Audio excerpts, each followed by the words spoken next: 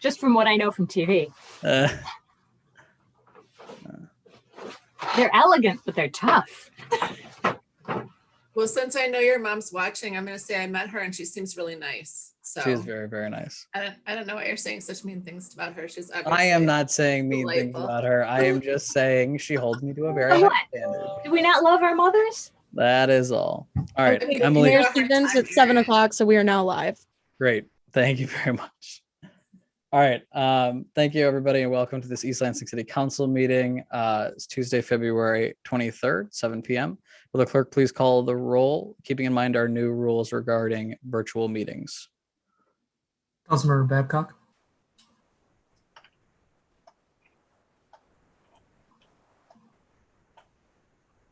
Councilmember Lisa, you Babcock? just cut out. Your audio just cut out. Sorry. Well, it's here. So come back to me. Councilmember Bacon. Present, East Lansing, Michigan, Clinton County, serving virtually. Councilmember Watson. Here, attending virtually in East Lansing, Michigan, Ingham County. Mayor Pro Tem Gregg. Here from East Lansing, Michigan, Ingham County. Mayor Stevens. Present, attending virtually from East Lansing, Michigan, Ingham County. And I apologize for the clerk's purposes. Did we get Councilmember Babcock's attendance noted with the virtual side? I can call her again. Yeah, one more time. That'd be great. Councilmember Babcock. Thank you. Present, attending virtually from my home, City of East Lansing, County of Ingham, State of Michigan. Great. Thank you. Our next item on the agenda is approval of the agenda. Are there any changes to the agenda, or is there a motion?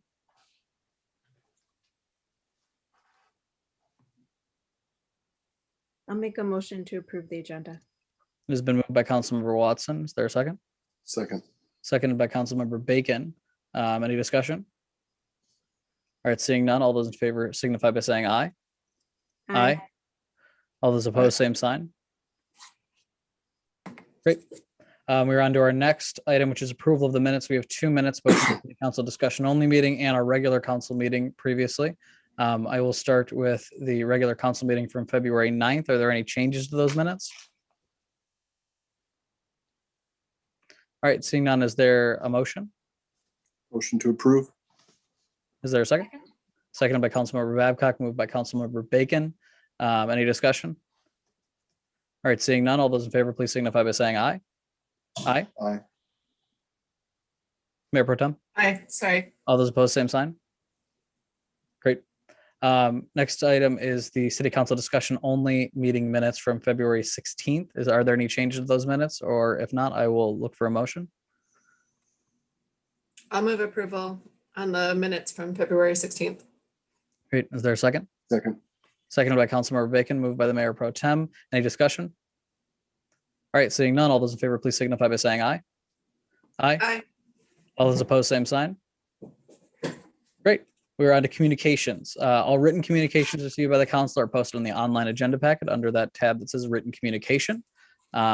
Please feel free to send us comments at council@cityofelandlansing.com. It will end up in that folder, but we will all receive it.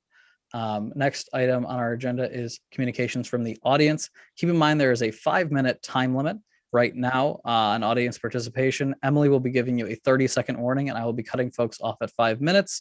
Thank you for attending with us. And Emily, would you mind letting in the first caller? Caller with the phone number ending in 963, you are now permitted to address council. Pass. Thanks, Emily.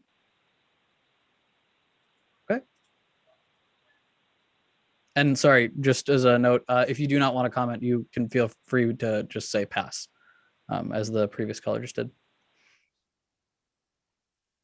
Caller with the phone number ending in 120, you are now permitted to address council.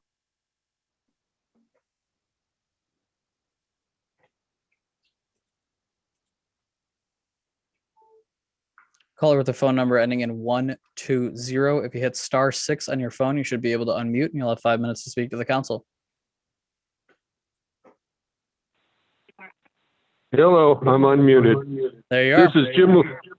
This is Jim Levandy speaking, and I'm calling in reference to 4.2 on the agenda. It's in regards to the city master development authority with Newman Lofts. I'm calling because I'm concerned about the language. I've already communicated to council with my written emails, and I am now backing that up with a verbal response. I sit on the steering committee for the age-friendly communities. I am speaking for myself, but I would like to encourage council to make sure that the 55 plus criteria is applied to the authority document. I've already suggested language that reads, the person who signs the lease should occupy the unit. That's where I stand right now, and I appreciate council's responses to my emails. If you have any questions, please address them to me right now. I'll be happy to try to answer any.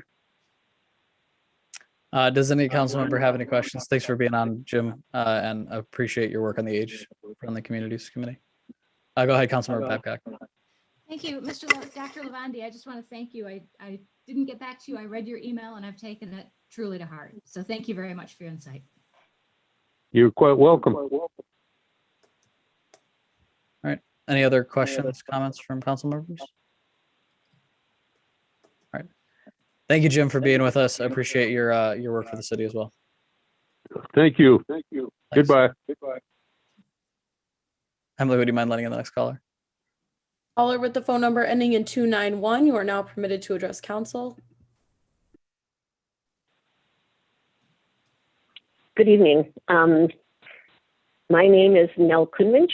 I live at 812 Applegate Lane. I am also a member of the Age-Friendly Community Steering Committee, and thank you for that opportunity to have served on that committee. I have watched this entire development, which includes Newman Lofts, with some interest and also with a bit of skepticism since its inception. A number of you weren't even on council at the time of its inception. My interest as a member of the Age-Friendly Committee was piqued when I learned through local reporting that the developer was not only violating the agreement to provide over 55 housing at Newman Lofts, but was also seeking to get out of that agreement. And we had a discussion about that at our October meeting of the Age-Friendly Community meeting. And what we did was draft and send a letter to you as the council expressing our objection to them being able to get out of that agreement. We received a response from a local person who'd been hired by the developer to address community relations on their behalf. Particularly, it appeared, addressing issues of persons over age 55.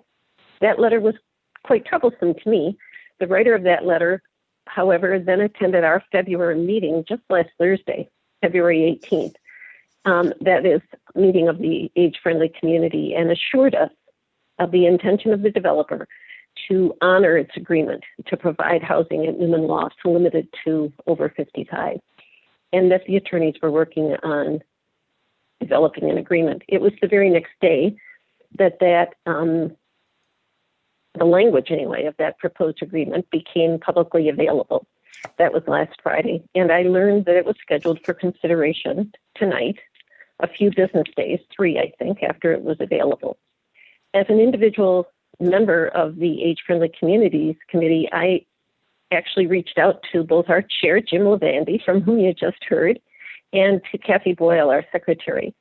And together, the three of us agreed that as individuals, we were going to request an extremely modest modification to the proposed amendment to clean up any ambiguity about the requirement that the over 55 tenant who signed a rental agreement, a residential rental agreement for a unit, had to actually occupy the unit they were renting.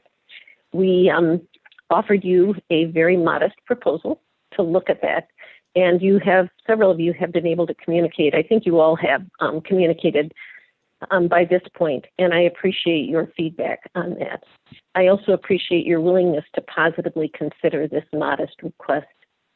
I am going to take a few more minutes, even though I think my timer is wrong, because I think that personally, and this is stepping away from the request that Jim Lavandy, Kathy Boyle, and I made, and that I really appreciate your hopefully positive consideration of.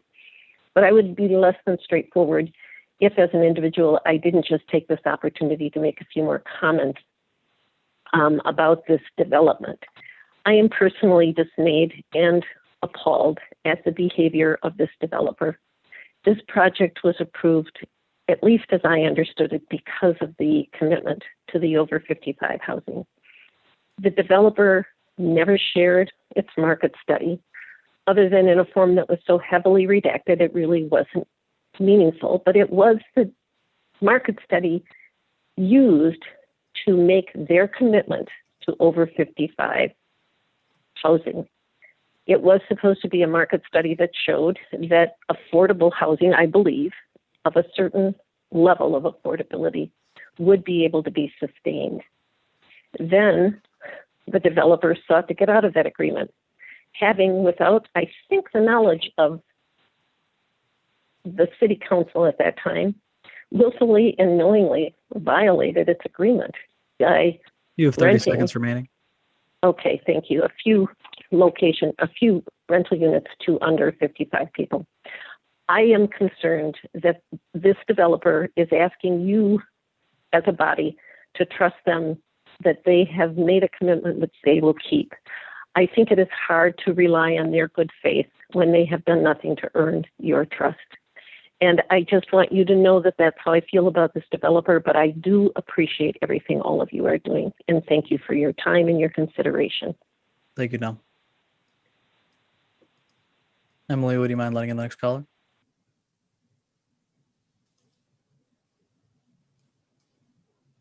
The next person on the line is Jake Vinga. You are now permitted to address council.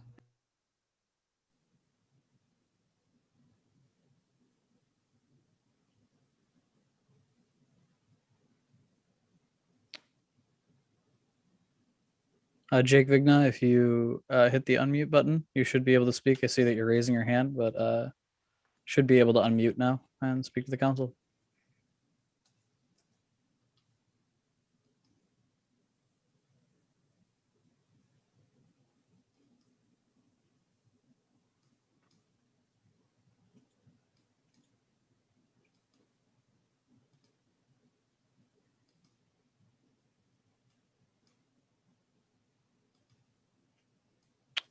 One more time, Jake, believe you just have to hit the unmute button on your Zoom call and you should be able to speak to the council.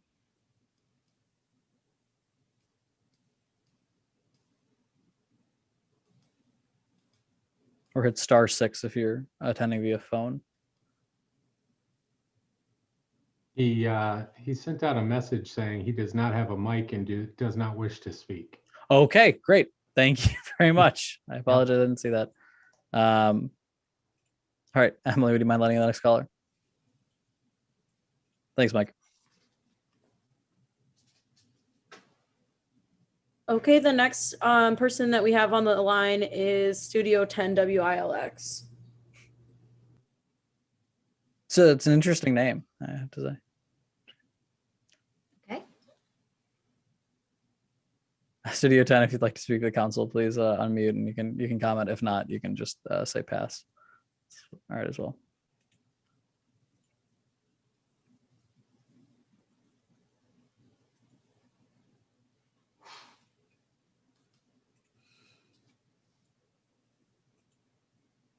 All right, Emily, you can let in the next caller.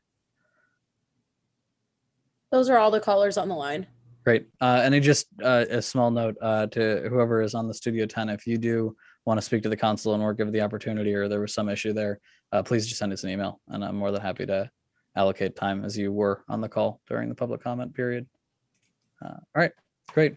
And now we are on to communications from the mayor and council members. I will start with Councilmember Babcock. Every week it's me. So I continue to field questions about why we're dealing with policing. And I want to address that. 95% of the time, people in East Lansing have great experiences with our police department. And they're helpful, they're friendly. And I know that, for instance, Pinecrest absolutely loves its liaison officer, who's a great guy. The problem is there's a percentage of times when it could work better. And I was thinking about this last week.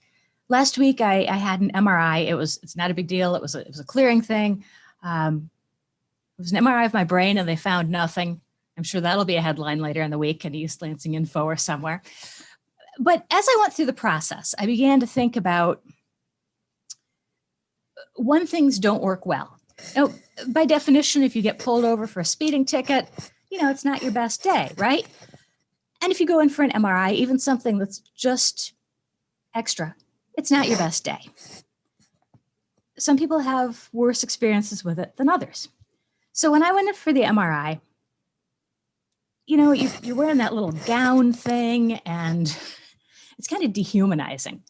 And the staff was just doing what they were supposed to do. They were following through the procedure and shuffling me down the halls. And they're medical professionals. They didn't really care that I had that gown thing and was worried about my rear. They don't care, but I cared. And to me, it was a very dehumanizing moment.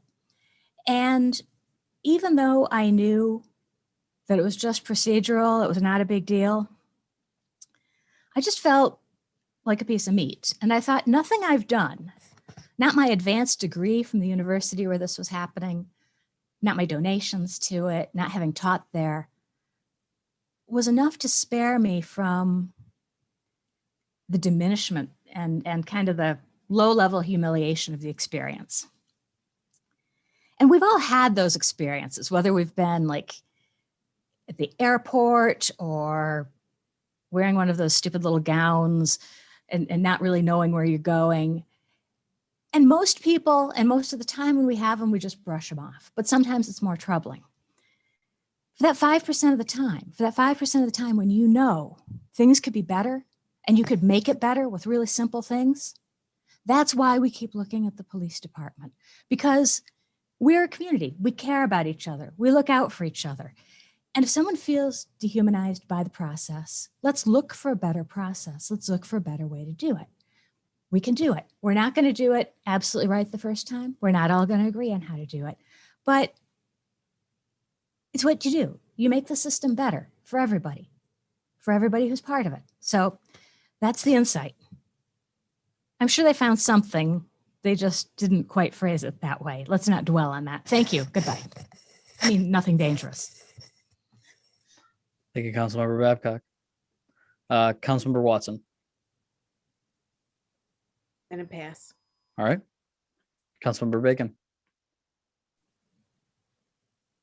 Mr. Mayor, can you return back to me in a second? Sure, Mayor Pro Tem.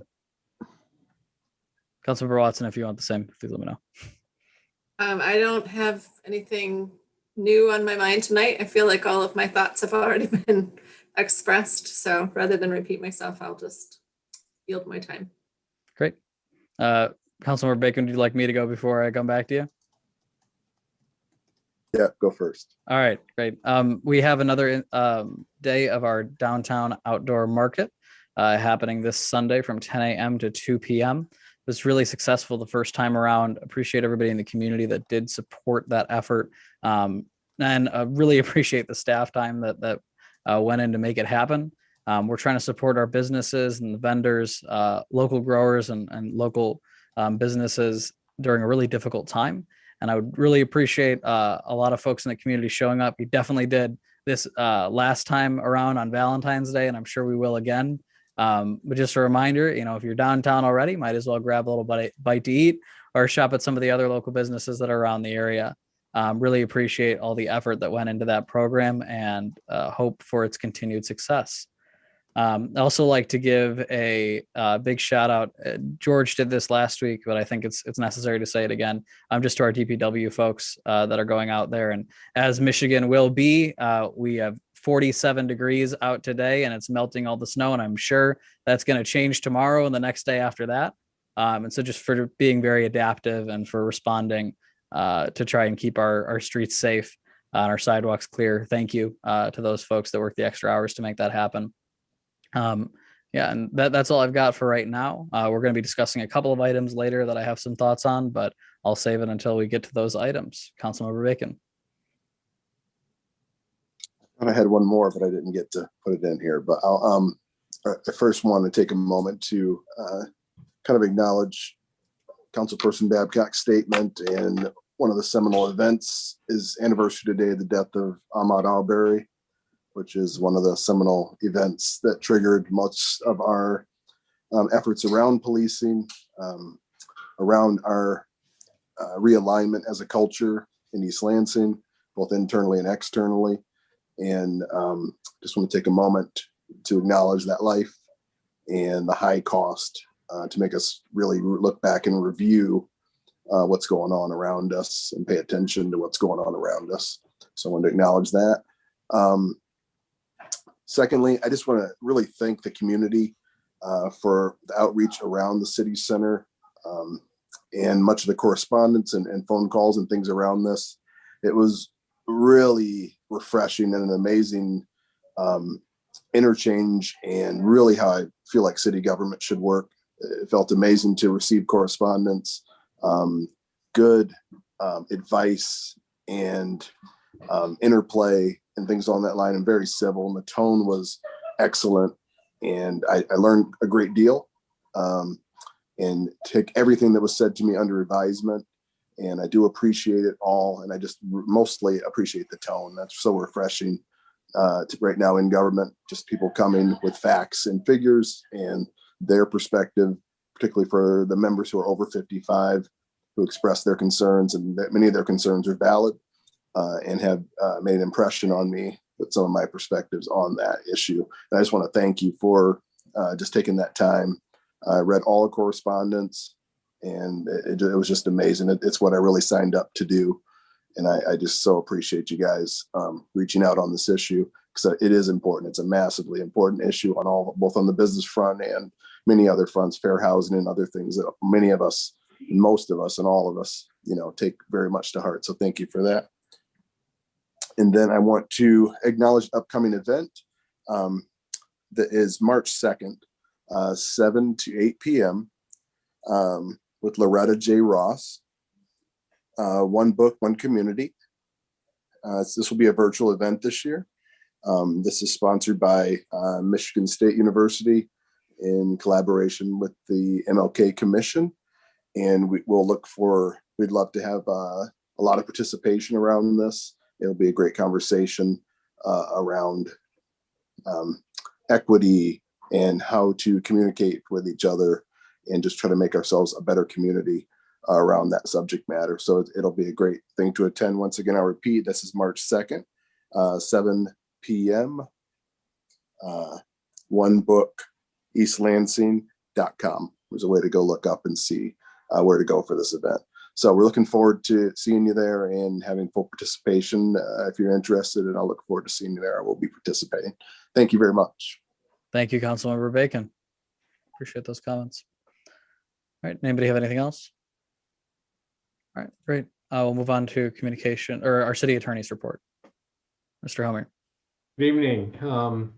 I want to bring to your attention an interesting case. I'm not going to get into the weeds on it, but for us municipal law nerds, it is a fascinating case that is pending now at the Supreme Court for the second time.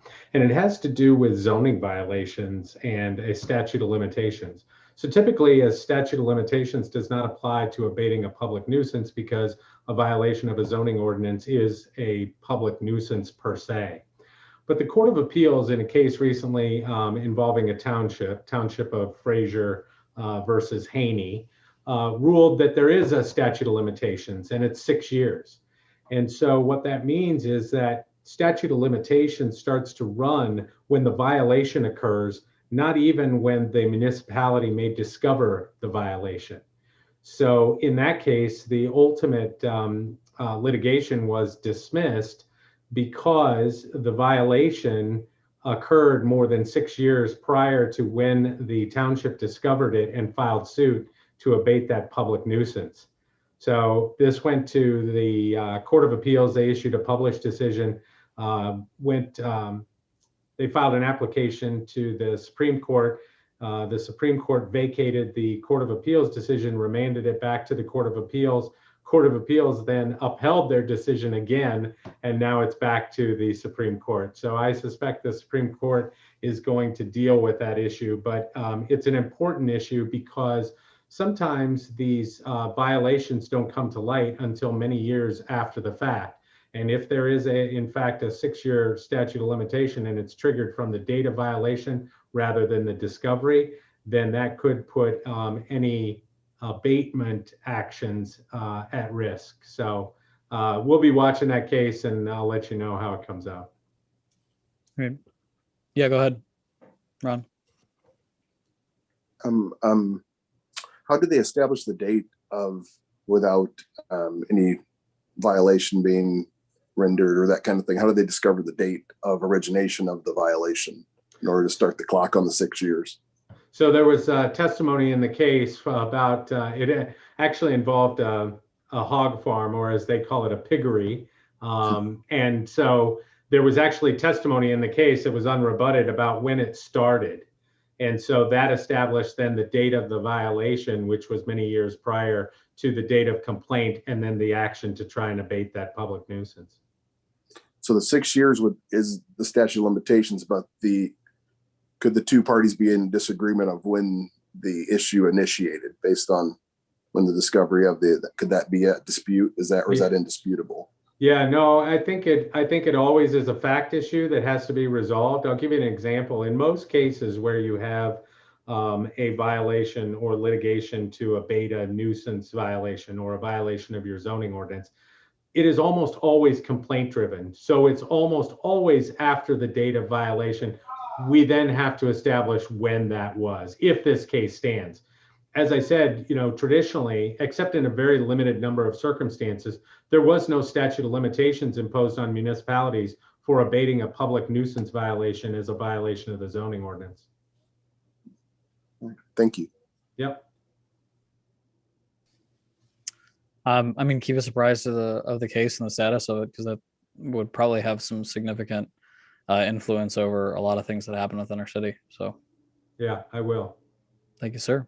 Yep. Have anything else? Nope, that's it. Great. Thank you, Mr. Homer. Mr. Lahanas, the city manager's report. No report this evening. Thank you, Your Honor. Of course. All right. We are on to our consent agenda, and I will move that over to the city manager.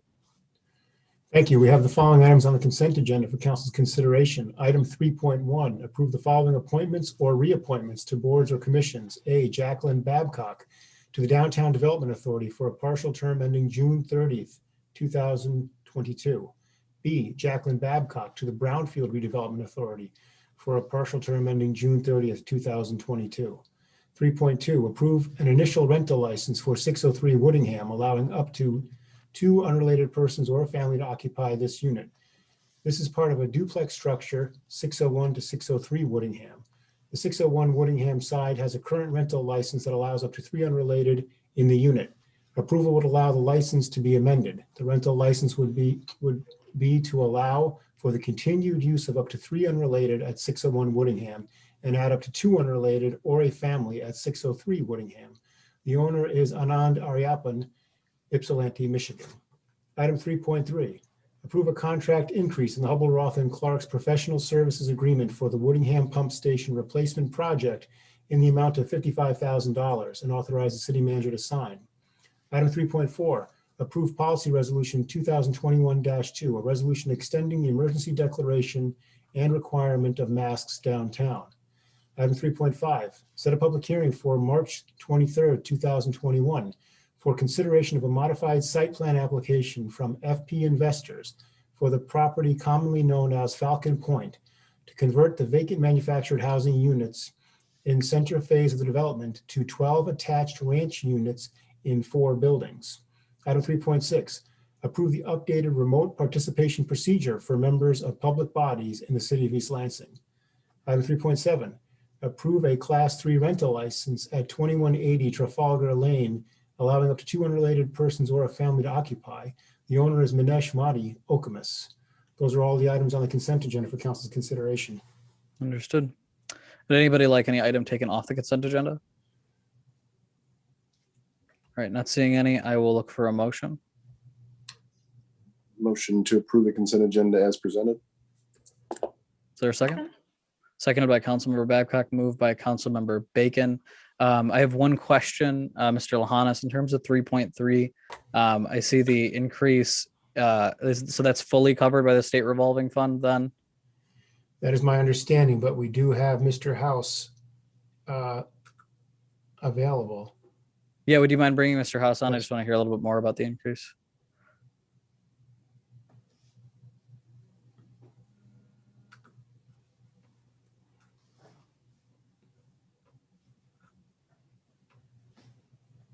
Scott? Hi, good evening. Good. Yes, so the increase is covered by the state revolving fund with a portion of the cost shared by Meridian Township eventually through debt service. And what this covers is the programming of instrumentation that was omitted from the original contract that's added. That's part of system integration. This programming will allow the plant to be operated and controlled from the administrative offices at the Water Resource Recovery Facility on Shortridge Road. All right, great. Thank you. I appreciate that. Thanks. All right. Anybody have any other questions, comments? All right, seeing none, we have a motion and a second. All those in favor, please signify by saying aye. Aye. Aye. Aye. All those opposed, same sign. Great. All right. We are on now to our business agenda. Thank you, Mr. House. Our first item is 4.1, the capital improvement plan follow-up. Now, I can pass this over to the city manager, but I will just say this is something that I requested be on the agenda. The reason being, we've had a couple of conversations about these, and I wanted kind of all of the presentations to be in one place, not only for council members to view, but also for community members too. I've been reviewing these documents as we go. I have a couple of comments that I wanted to make to at least staff or George that I just wanted to keep us aware of. But again, this really is not necessarily for a presentation, but I wanted it to be here all in one place so we would have kind of an idea of what we're going or what we're doing moving forward. All right, so in the Valley Court Community Center portion of the CIP spreadsheet, we have a proposed replacement of the roof in 2024. It looks like we've got minor improvements that are amounting to around $15,000 before that. But I do want to make sure that there's a priority on the staff end of figuring out really what the future of this building looks like. Going into a roof replacement is a fairly costly endeavor. And then we look at about $140,000 of increased costs after that. I think that Helping Hands, obviously occupying that area right now, is something that's working for the time being. And given the entire situation that's happening across the country right now, especially with the pandemic, it is difficult to imagine a significant move, but I do think that we should be planning for the future. I think that that location was never necessarily intended to stay in the same way that it is right now. I think that's an opportunity for whether it's an expansion of the community center, where it's an expansion of a project that would integrate some kind of community wellness, or it's just property that could be developed in the future. I think we do need to start thinking about that plan, especially if we're approving some type of funding for improvements on the actual building itself that might not exist in a couple of years. So I did just want to make that pretty clear. If I might, Mayor. Yeah. So that's great feedback. Obviously, it's something we're mindful of, that we think that building is sort of getting to the end of its useful life, and will it be worth it to have reinvestment, and a significant reinvestment. So that's something we'll consider. Of course, when we go 3, 4, 5 years out, as you know, it's more of a placeholder for work that has to be done. The first year is the one that you guys will actually be approving that expenditures. So it's something we'll have to have staff, of course, bring back to council and consider before we get to that point. Does it make sense to reinvest in the building, and what's the lifespan of the building going to be before we put a 20 or 30 year roof on there? Yeah, no, I think that's fair. The issue that I really wanted to bring up is that even if it's a placeholder, what we're talking about is a timeline on when that would need to be replaced, Yeah. right? That's what that document's telling me, is that this is the point when we would need to make a significant investment in the building, and that's the point when I want us to have a plan for what we're actually doing with the building. Yeah, considering roofing, it probably is years after it needed to be done, but we will certainly remind staff of the direction. This is something that's come from council over years, is to have a plan to not significantly reinvest unless there's a plan to stay in that, a decision to stay in that building, which at this point, certainly we haven't in any way come to council for that decision at this point. So certainly at this point, we're looking to not significantly reinvest until we have a long-term plan. Great. Yeah. And I just want to make sure that Helping Hands is obviously kept in the loop. And so we have a kind of an exit strategy for them as well. If that is the course of action. If it's not, then it's not. But yep. Yeah. All right. Great. Did anybody have anything else that they wanted to bring up on CIP right now? Again, encouraging members of council to look at these documents, ask questions, as I just did on, one specific topic. But nonetheless, a lot of this stuff is important. And, George gave a good explanation of the planning process and why the numbers were where they were.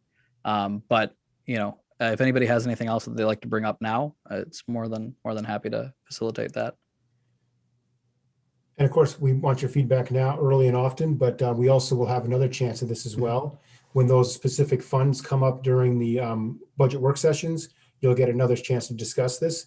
But if there are things that you want to present to us now or before that, we're certainly happy to take that feedback as well.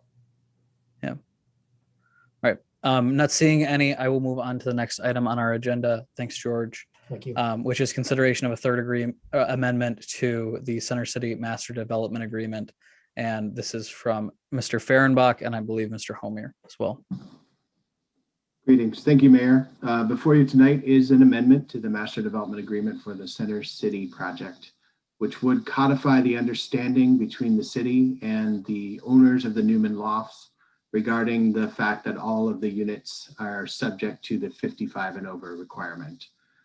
This agreement would continue to allow the 3 tenants that are not in compliance to remain in their units until a voluntary termination, while also clarifying that no additional leases now or in the future will be made to tenants that do not include at least one resident that is over the age of 55.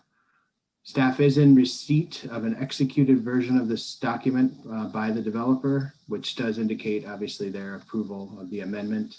This amendment also includes that the city would agree not to levy fines or penalties for the period of the violation. As was noted by members of the community this evening and the council, we did receive input from members of the Age-Friendly Communities Steering Committee that essentially adding a minor modification to Section 1B to further clarify that the units would be leased and occupied only by folks 55 and over would be helpful. We confirmed with the owners that this change, if desired by council, is acceptable, and staff recommends this amendment be approved by council as a reasonable way to ensure compliance with the age restriction while responsibly addressing the current resident situation, particularly given the pandemic situation. With that introduction, I'd be happy to pass it over to Mike Homier, the city attorney, to see if I have missed anything or add any additional information for your consideration tonight. Thank you. Thank you, Tom. So thank you. I did take a look at those additional amendments and confirmed with the owners' council that they were in agreement with those. So those can be added. I would suggest that they be added. I think that while I think the agreement as drafted already refers to tenants, which means occupied, it does certainly not hurt to clarify that even further. And that's the sort of the crux of this is the way the original MDA was drafted. And notwithstanding the arguments made, the original MDA included a provision that said that that the units in building B3 shall be designed to be leased and shall be leased to residential tenants age 55 and older in accordance with the Federal Housing for Older Persons Act. That act under federal law allows 20% of the units to be leased to residents under the age of 55. The owner asserted that as a defense to the city's position that it did not include 20% of the units rented to those under 55. I think they were incorrect in their interpretation for a host of reasons that I don't need to get into here. But this amendment essentially closes the door now on any future argument that there is an ability to lease units to anybody under age 55 if they are not also tenants with somebody who is 55 years and older. That is, at least one occupant has to be 55 years or older. So I think it clarifies the intent of the MDA in the first place, as well as the ground lease and the other amendments made, and will ensure conformance into the future. Thank you. And members of council, please feel free to chime in with questions if you have any.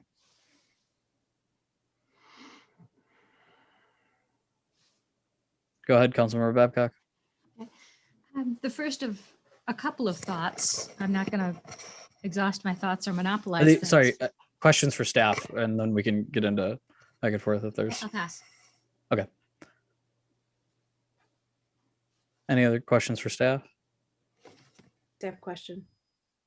Yeah, Dana and then Ron. Okay, sorry.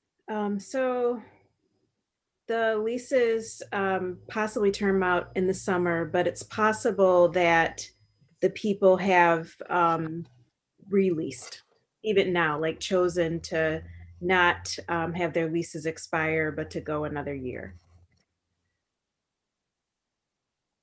Like, you know, how the students are asked to rent, to sign leases like way far in advance. And so I'm asking, is it possible that these folks aren't leaving in the summer and have maybe signed to not leave in the summer? We haven't asked that question, I don't believe, of when their releasing period. And also the recommendation from staff at this point is that the people, as a part of this settlement, the people stay until they naturally would leave. So if that's at the end of this period or a further period is what is proposed. Am I right about that, Mr. Fehrenbach? Yes, we have not received indication that there's been additional leasing activity beyond the 3 that do expire in the summer. So my understanding has been that they had not extended those. There may be the desire to do so. Okay. And then how will we not be in this situation again? Like, how do we know that things are moving the way they're supposed to move and don't happen the way they happened again? So ultimately, we have no control over what the developer owner would do. But I think that this clarifies the understanding that if they're renting to people that do not include a 55 and over resident, that they're in violation of our zoning ordinance and the MDA.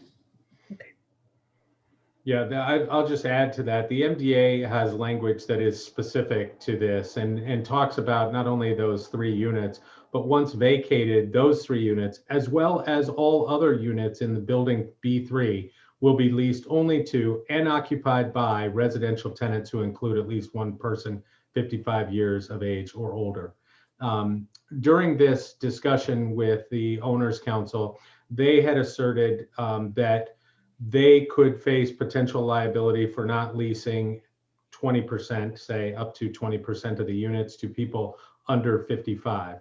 That's not true. And I wrote a letter to council for the owner refuting those claims, telling them why it was permissible. Housing and Urban Development actually has frequently asked questions about their policy on that specific issue, and the owner can agree to limit 100% of the units to age 55 years or older, which is exactly what's happened here. Councilmember Bacon.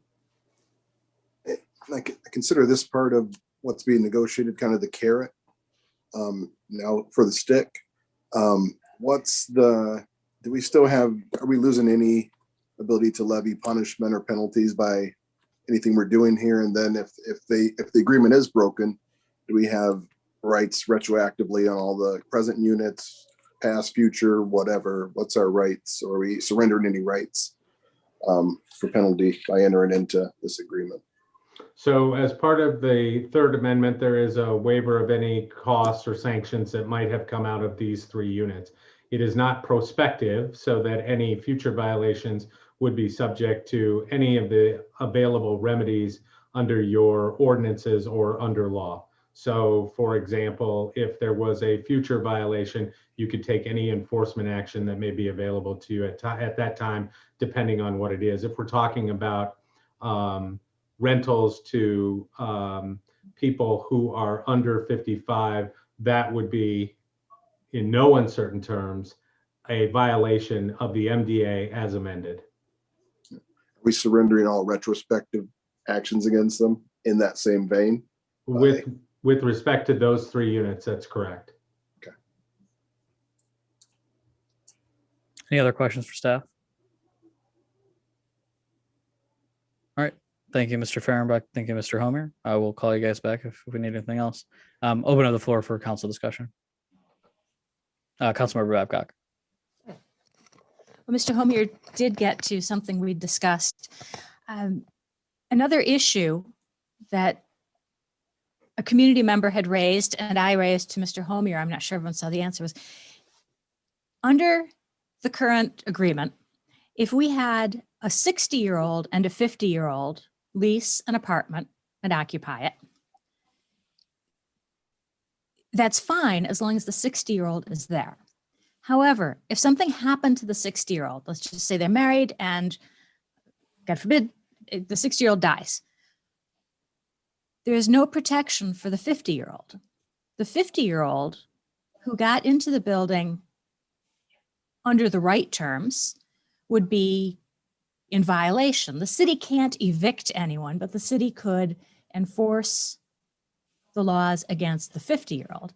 And I don't know how we square the current 3 apartments with the very real likelihood that at some point someone who leases there legally through the process will be in violation and we have no protection for them.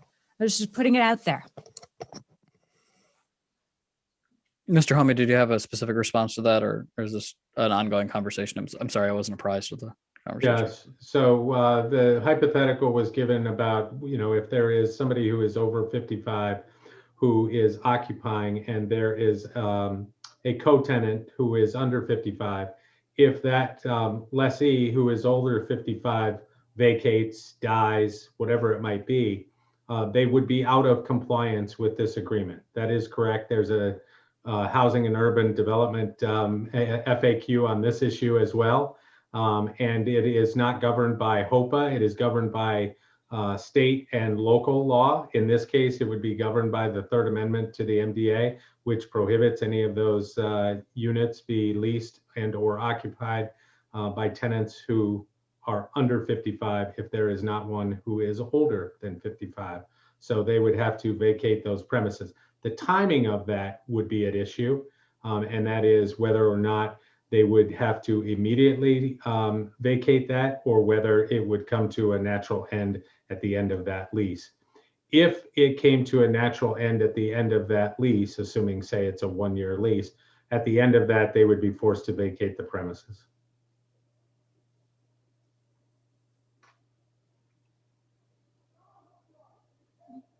Okay. Mr. Homer, I actually do have one more question for you. So in that situation, I would say, and obviously given this entire conversation, we have somewhat of discretion, right, over enforcing this violation and not enforcing this violation. So what, in your opinion, are the benefits and possible risks of, say, us not enforcing? We have an agreement and an edit that actually allows for these 3, but couldn't we make a decision as a council just to not enforce rather than codifying in writing to say that this is okay? Yes, you could. What this does, and the reason why we want the amendment is for two reasons. One is this doesn't put the city in any position that it otherwise would have been under its understanding of the MDA. In other words, the city always believed that at least one of the occupants had to be 55 years or older. The ambiguity, if you want to call it that, or defense raised by the owner was that it says under 55 in accordance with HOPA. And it's that in accordance with HOPA that allows 20% of the units to be leased to somebody under 55. So if you decided, well, we're simply not going to enforce with respect to these three, we would not correct that ambiguity, if you will, so that everybody is on a firm understanding going forward of what this requires. And with this amendment, it requires that all of the units be occupied by somebody who is 55 years or older. Do you think that there's any other, as you've been reading through the MDA and understanding this issue a little bit more, do you think there's any other pitfalls that we could run into later down the road where a similar argument could be made about a different point? Not with respect to the age requirement. So I don't know what might come up in the future with respect to the tenancy, but I don't believe so. It's hard to imagine at this point what that situation might be. I can tell you that I'm confident that with respect to the age of those tenants, that this amendment firmly closes the door to any argument that would allow occupants under 55 until and unless the city council and the owner, whoever it might be at whatever time, agrees to some other arrangement. Yeah. And I have no interest in doing that, but I appreciate that comment on it. So my final question for you on this, and I just forgot what I was just about to say. So I might bring you back in a second. I apologize. That's all right. I had it and I lost it. Go ahead, Mayor Pro Tem. I feel like I'm beating a dead horse a little bit with this scenario that Councilmember Babcock raised. My inclination would be to include further language in this to say that if that, if in that situation you ended up with a solo tenant who was under 55, but the lease had been legal when it was entered, that the lease was in compliance when it was entered. The same language that we've used here to say, the natural termination of that tenancy. But then my other brain kicks in thinking like that. I've got many brains, Lisa. I haven't been MRI'd recently, but I'm sure that based on my thoughts and the way they move around in my head, I know there's I admire your many brains, remember. There's no guarantee that that second tenant would be somebody that was close to a 50-year-old is almost 55 in terms of the type of occupancy that we're expecting in this building. But what if it was, a single parent with a 25-year-old son who was attending, university and living with their parent? Would we still want to allow that person? I'm sure, certainly they're a perfectly nice person, but it is then becoming a significantly different type of tenant than we've imagined for this building. So I'm reluctant to open that door, I guess, in terms of legal language. At the same time that I would not want to be in a position where some future council would be, subjected to having to decide whether or not to evict a widowed 50-year-old. I don't know. I guess I'm just kind of putting that out for discussion. If Mr. Homier has a legal opinion, I would love to hear it, but. Well, what I would say is that I think that hypothetical is likely rare, if never occurring. So my preference would be to get this part finished. And if it does arise, we can deal with it then, because what will happen is if somebody is in violation, they would not be permitted to then release that unit in any event. So we're likely talking a very limited time, but it's something that that the city can probably deal with when and if it happens, because I'm not convinced that it's going to be very common. Yeah, and just as a side point, the way that you described it too, entering into a lease under the right obligation, I I don't know. I'd probably say that that needs to be sorted out through our attorneys a little bit more, because that sounds to me also like a situation where, somebody moves out, right? And maybe they're not Divorce. right. Divorce, something where it's not necessarily as drastic as what Councilmember Babcock described, but somewhat of a different situation that could be manipulated. I did remember my question, but I'm going to go to Councilmember Bacon and then Councilmember Babcock. All right. Just as to legal counsel, are there any issues of consumer protection around the individual? I don't, now you've stuck this issue in my head for the individual that is left behind. Do they have is there any statutes or other things that protect them or allow them to extend or beyond what the city has to say around that perspective? No, I don't believe so. I mean, this complies. The MDA, as well as the Third Amendment, complies with both federal and state law, as well as your local ordinance. So I'm not necessarily concerned with that. I think that if the city were to decide something different, like in this instance, and say, no, we're going to litigate this issue and we're going to force these 3 tenants out now, then I think that what happens is we really get a remedy against the current owner. The current owner then, in order not to be in violation, may have to evict those tenants and could subject them to damages because they lease units in violation of the MDA. But on a going forward basis, I suspect, although I have not seen it, that the leases will indicate that at least one occupant must be 55 years or older. That's the terms of the lease agreement to begin with. Thank you. Yep. I'm going to go to Councilmember Babcock in 1 second. I just wanted to expand on that point, if that's all right with you, Councilmember. Great. So playing a little bit of devil's advocate here, do you see any benefits to the alternative approach? Let's say enforcing this as a way to assure or assert our understanding of the agreement that it is 55 and up, and there's no clarification needed, right?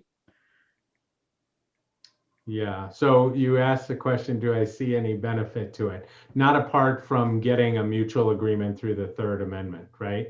So the way you would have to assert that would be litigation. There are always risks attendant to it, including the language of the MDA that I just read to you, right? So there are other documents, there are other things. What I'm concerned about is, if you are, say, a judge looking at this, you're looking at the 4 corners of that MDA, and now you have to decide whether it's vague or ambiguous for the purpose of including parole evidence, minutes, discussions, whatever that parole evidence might be, evidence outside of the 4 corners of that document.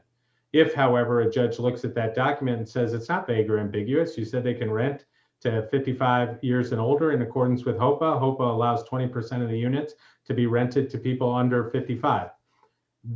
What this achieves, this Third Amendment, is compliance with, I believe, what the city wanted, what the city instructed staff to look at, and the city council deferred any enforcement while we work this out. I think we achieved everything that the council directed staff to achieve with this Third Amendment, closes the door on that, and going forward, the city council won't have to worry about that issue. Great, thank you. Go ahead, Councilmember Babcock. Thank you for that response, Mr. Tremor. I really want to come back to a crucial point, which is the city is not evicting anybody. The city is making a decision whether it's going to have the opportunity to enforce or whether it's going to cut off its opportunity to enforce. So we could pass this and say, we're giving up our opportunity to enforce and not enforce. We could not pass this and say, we're just not gonna, we're cool. Or we could not pass this and enforce, but the city can't actually evict anyone. I consider it a sign of Mr. Homier's success and perhaps my lack thereof that I've spent a lot of time in landlord-tenant court. I still have nightmares, and only certain people can evict. What the city can do is fine an entity for failing to meet the standards. So all we can do is fine them. And at this point, there's so much money sloshing back and forth between these two entities. It may be decimal dust. if we choose to enforce it. The other thing is, as much as I admire all of your beautiful minds, Councilmember Gregg, my understanding of the answer about the 50-year-old hypothetical is that the HUD has the facts straight on and we can't do anything about that. And, you know, my family's Irish. We don't see the glass half full. We see it as dirty. Doom is going to happen. Something's terrible is going to happen. This is who we are. So I'm also more inclined than Mr. Homier to say, yeah, we're probably going to have to deal with that 50-year-old, 60-year-old situation at some point in the future, because I do intend for these to be 55 apartments for a long, long time. And that will happen because that's life. So just putting it out there, guys. Thanks. Yeah, no, I think that's fair. And I think my only thing really was that I don't necessarily want to make an amendment to this to address the issue, because I want it to be, you know, as ironclad as possible if that's necessary. Yeah. And I don't think we can. I defer to Mr. Homier. I don't mean to be rude, but you could send me back to the drawing board to write that language. I would rather get this part behind us. If it is an issue, let's deal with that specific issue when and if it happens. I think it just makes more sense, because you may not see one of these for 10, 15, 20 years, and we don't know. And the circumstances of each one of those, like we've talked here, may be different. So we don't know what the circumstances may or may not be. So I think, you know, I think we can address that on a going forward basis. I will say this, HUD addresses this issue, except HUD says you have to revert. It's not governed by HOPA itself, right? So that if there was somebody who was occupying a unit who was under the age of 55, HOPA is not going to preclude that. They're going to then defer to state and local law or agreements, in this case, the MDA, the Third Amendment, and say, okay, if there is no longer an occupant who is 55 years or older, is that a violation of the MDA in this case? And it would be.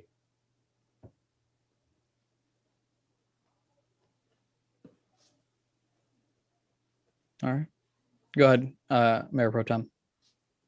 So I wanted to kind of echo a sentiment in Mr. Homier's previous comment about the dangers of litigation. And I think one of the things that's gained by this agreement that's before us is that there's no uncertainty of a third party being a judge uninterpreting what we have tried to make clear. I think, you know, we have been involved in this discussion. You were on council when some of this happened. The rest of us watched, and we've, you know, researched after the point. I think there's no question among anybody on this council what was the intention of that master development agreement, and it did not involve 20% of those units being rented to non 55 and up tenants. And so I think, you know, whatever that percentage might be, that possibility of turning this over to a litigation process might result in that interpretation resulting in agreement that 20% of these could be rented. That's a risk that I'd rather not take. The three out of 90 units is kind of an acceptable margin for me. I've got really no interest in turning three, you know, residents of downtown East Lansing out of their homes in the middle of a pandemic. And at least this way, we're kind of assured of what the interpretation is going forward, tightening up that language to make it absolutely clear that there's no interpretation that we are using that would allow for under 55 people to occupy the rest of those apartments. To me, that's kind of an acceptable margin to assure that we get what we want ultimately. Good. Other comments? Go ahead, Councilmember Bacon. Yeah, and I just want to go on the record and just kind of, obviously, the fact that we're bending ourselves into pretzels around this issue, and just so the developers know that it's obviously at this point there's a lack of trust on our side, and then they need to do a whole bunch to earn that trust. And I'll have no grace moving forward on any issues regarding this issue, period. If it was not for the tenants and correspondence from members of the 55 plus community and other things today, my perspective was a lot different, but I am willing to move forward in good faith from our side. But I have the machinations that we're being forced to make here, they just need to be abundantly clear that it's not out of trust or anything in my mind or naivete that I assume they're going to do the right thing and hope they're listening. Moving forward, I do the right thing. This won't be the best conversation next time we have to have it. And just frankly, that's just how I feel about it. I have no faith moving forward in them doing the right things. And that's kind of the impression I got from the community. And I want to represent their emotions around this and acknowledge them. And I technically feel the same way, but I want to move forward on this issue mostly from a clinical perspective. Not much, has very little to do with my faith that they're moving forward in the right direction, but I'm hopeful. And I hope to kumbaya later, but in the moment I have no sense that that's what's going on, but I'm hopeful. I'm actually hopeful that I'm wrong moving forward.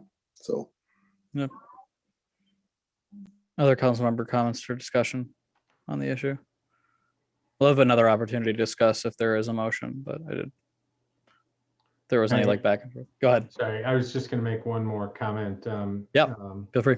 With respect to Mayor Pro Tem Gregg's comment, we talk about the 3 units, and I just want to make sure that it is clear to the council. Eventually, those 3 units will return to age 55 and older. It's simply a matter of time. So we would, through this agreement, we get 100% compliance eventually. That's correct. Right. All right. Any other comments, questions? Go ahead. I did just have one quick comment. I did not have a chance to respond individually to every email that came through from the community, but one of the sentiments that was echoed repeatedly in those, the communication is the thought that one of the problems with renting these units is that they are expensive for the market that they're in. And that we as council should require the landlord to lower that rent. And I just wanted to point out that that is not something legally that we can do. We can require a certain restriction on who that can be rented to, but then the property owner is then left with the problem of how to make those units attractive to that demographic, which could include adjusting the rent, but that is not a demand that we can impose legally. So just wanted to put that out there. Mr. Homer, I have one more question for you. So we have another development that's going to be happening hopefully very soon here that is low to moderate income housing. And as a part of one of our other developments, our Park District project. Do you believe that agreeing to this in some way puts us in a more risky situation to another developer, say, attacking our ordinance that is now in place along the lines of developing with that 25% requirement, whether that be 55 and up, owner occupied, or low to moderate income, for another developer to come and claim a similar thing? Well, you did this for this developer, so we expected the same. No, and I think that any language of any agreement would be worded differently so that it did not say in accordance with HOBA. So, because that's the troubling language. If you had said all of the units are going to be rented by at least one person who is 50, who occupies that unit, who is 55 years or older, we wouldn't be having this conversation. Great, thank you. Yep. All right, other questions, comments? All right, I'll look for a motion on this. I do have a proposed amendment in front of me as well. I'd like to make the motion. All right, go ahead. Motion to approve the 3rd amendment to the Center City Master Development Agreement. Is that an acceptable motion, Mr.? Oh yeah, motion for consideration. There we go. Is there a second? Second. All right.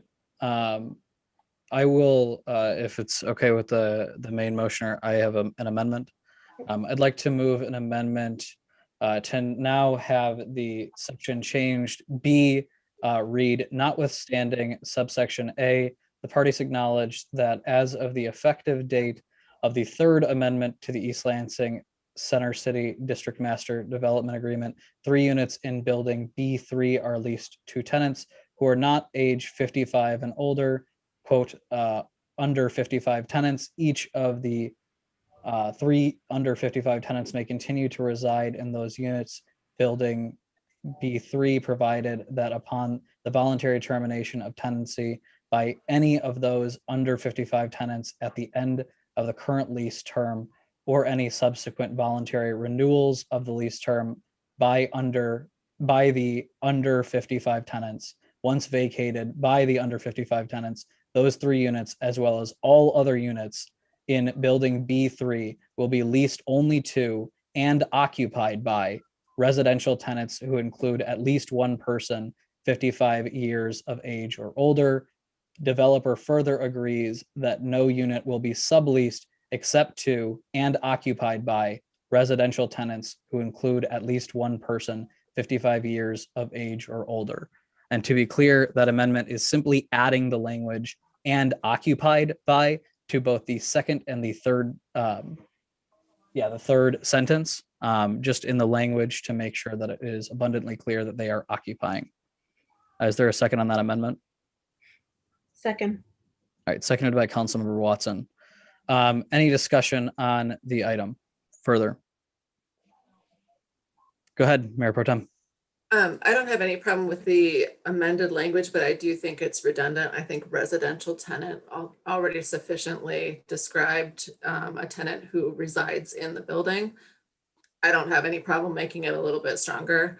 I think that was a request that was specifically requested by our 3 representatives from the representatives acting as independent members or independent citizens who happen to serve on the age-friendly communities board. I think if that increases the level of confidence, then I'm totally fine with that. But I do think it was already in there. Yeah. Great. And this, any other discussion on the amendment? All right, not seeing any. All in favor of the amendment, please signify by saying aye. Aye. Aye. All those opposed, same sign. Great. And Mr. Homier, was that amendment clear? I'm sorry, I was reading off of the screen. I wanted to make sure I got the correct verbiage in there. Yep, that was clear. We had already made that change as well. Great, just making sure. All right, wonderful. We are now onto the main motion as amended. Any comments on this? I do have a couple, but I will wait. Go ahead, Councilmember Babcock. Thank you. I do want to say that I had a long and edifying conversation with Mr. Homier Friday, and I respect his views. Just as I think about it, I'm content with the language as drafted. We don't know how that's going to play out, but my hope is that it's solid. I do appreciate Mr. Homier's perspective.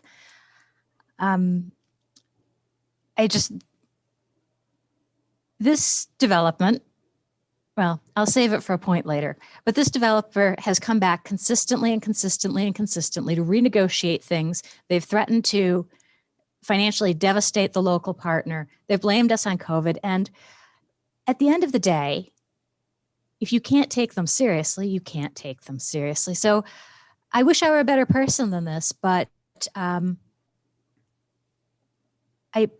I just don't have a lot of faith in what they claim they've signed off on. I have faith in Mr. Homier, and I respect the majority of you. I do. But they have just pulled the Pinocchio game too many times. And even though this may make it stronger, I'm not completely convinced. So I cannot support this. Thank you. Thank you. Go ahead, Councilmember Bacon. To kind of piggyback off what Council Person Babcock was saying, I don't feel great about it, but that probably, in my learnings, that probably means you're doing something good in government. You're never really going to walk away feeling, a lot of days I walk away from the situation feeling elated. I don't feel any elation walking away from this in this case, but it feels like good government at the same time. And I can live with that part of the decision. And like I stated before, just the seriousness of all this, and just perhaps in the buildup, I being in business and kind of understanding this, I know kind of an ounce of prevention's worth a pound of cure. I think a lot of this happens in the buildup when we're not yet adversarial and everyone's feeling good about the initial developments and things are going like that. And it feels good to the city and whoever's sitting with the developers and doing that part. It's the little details, and I'm confident with present legal counsel and everyone else to check the language and determine as if eventually this is going to be adversarial at some point when it doesn't go 100% correct, and assume there isn't going to be an adversarial partnership along the way. And that's how we write the language, and that's the things just to kind of up front. And I have a strong assumption that's going to be a strong point of East Lansing moving forward, because it seems, I don't want to be the next council that the next person's coming behind and saying, gosh, they had no understanding of that language and how it was going to impact them down the road. I want us to be thorough on the front end of things and try to provide real clear delineation and guideposts for future councils. So that's just my commentary. Should any other comments? All right, I'll make a general one. So I've thought a lot about this issue, and I've kind of gone over it in my head a couple of times. And really, what we want to see here is a successful development in our downtown that has a required portion of 55 and up units. And this agreement, by all accounts, and from our legal counsel, and without any kind of distinction that I don't really think is there in the initial, but nonetheless was asserted, is made. This agreement accomplishes that, and it accomplishes that without any question or possibly a legal fight that might end up costing us more. And so I think I want to talk about really the difference between being right and doing the right thing. I don't feel great about this either. And I know that we're in the right. And I think most people on our staff and our attorneys, and I think most people in the community know that we're in the right. But we have to balance that with doing the right thing. And the right thing for the community is a successful development that has these units rented to 55 and up. And if this agreement accomplishes that and gets us to that point without further damaging individuals or, further extending a fight or a conversation that really doesn't need to happen, then I'm comfortable with it. And I wanted to address something that I saw in a comment from a former council member that asked the question, why would they do this when there are 3 seats up for re-election in the fall? I think, and I hope, that East Lansing is tired of people who want to use their positions of power to maintain their seat. I hope the city wants to see people in these seats that are going to make the best call for their community, even if they disagree. I've always tried to make the right call, and maybe I've been wrong sometimes. But I'm always going to be in this position, not because I think I'm doing the right things politically, but because I just think I'm doing the right things. And in my mind, having successful development with these units rented and no disagreement about it is a good thing. And so that's why I'll be supporting this at this point. And as Councilmember Vacant said, it's not something that I wanted to see. It's not something that I was comfortable with. I don't think anybody on this council was even part of that development, as I am now known as the longest standing member of this council. I can say that. And I remember hearing from folks in the community, when this was being thought up, the concern, and when I originally saw the idea that they wanted to move away from 55 and up, I had a very initial reaction that carried me into my opinion now, which is that's not going to be the case. We're going to have 55 up units here, and this agreement makes sure of that. So that's what our community wants to see too. We're not going to go back on promises made to the community. So again, I'm going to be supporting this, and hopefully we won't hear about it again. But if we do, then I subscribe to what Councilmember Bacon said, that it probably won't be as nicely tied up with a bow. So thanks. Great. All right. If there are no other comments, all those in favor of the motion as amended, please signify by saying aye. Aye. Aye. Sorry, could I get that one more time? I believe Councilmember Watson and Bacon voted in favor, but I want to make sure. Aye. Aye. Affirmative. All those opposed, same sign. No. Okay. That passes 4-1. We are on to our next item on the agenda. Thank you, Mr. Homer. Oh, go ahead, Councilmember Babcock. I've never done this before, but I would like to take a point of privilege. Yep. I respect that there are disagreements about this and different ideas about how this will play out. And I respect that the majority and that's okay. That's what the conversation is. And that's what we do so well here in East Lansing. I've heard there's rumor afoot that Lisa Babcock has a one-woman vendetta against Harbor Bay. And people, I don't have time. I mean, I don't, okay? Truly, I don't. But I do want to address something that I've heard time and again, and I'm going to present this in the best light I can. I understand that Harbor Bay presents itself as a residence for active adults, and I do truly understand the importance of setting expectations and facilities so that just because an apartment complex caters to the over 55 crowd doesn't mean that they include things like nursing services or transition services. We have many facilities around the community where you may start as in an apartment and then you transition to more services as you age or as your health declines. I respect that and I understand that. I understand the importance of making that clear up front. However, some of you know I have family members with disabilities, and it is a bit grating to hear this active community trotted out time and again. And so I will simply say this. I have no vendetta. But I swear to God, if we find out that this marketing material and this phrase is used to deter or discourage anyone with any physical disability or anything that violates the state, federal, or local civil rights laws. We have a Human Rights Commission. We have many agencies. And if any of this, including the lack of accessibility and ADA requirements, makes anyone feel that they cannot or should not or are not welcome there in violation of the civil rights laws, I give you my word that we will unleash everything we have. And I think I speak for us as a council when I say that. Now, just don't make it happen. Thank you. Yeah. And if I could make one comment, Councilmember Babcock, and this is a little bit more personal, but I will make it nonetheless, and I hope you don't hate me for it. You have said previously things along the lines of,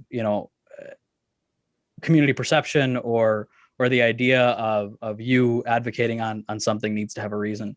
You're elected to this community, and you represent the people here. And from my estimation and every interaction that I've had with you at a public meeting or even in private conversation, you're doing your best to represent people and protect people.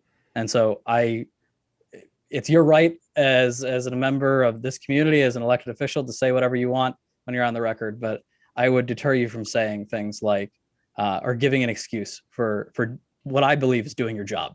So thank you. Yeah. Thank you. Here, speak your heart. Yeah. And by the way, that goes for everybody, just in general.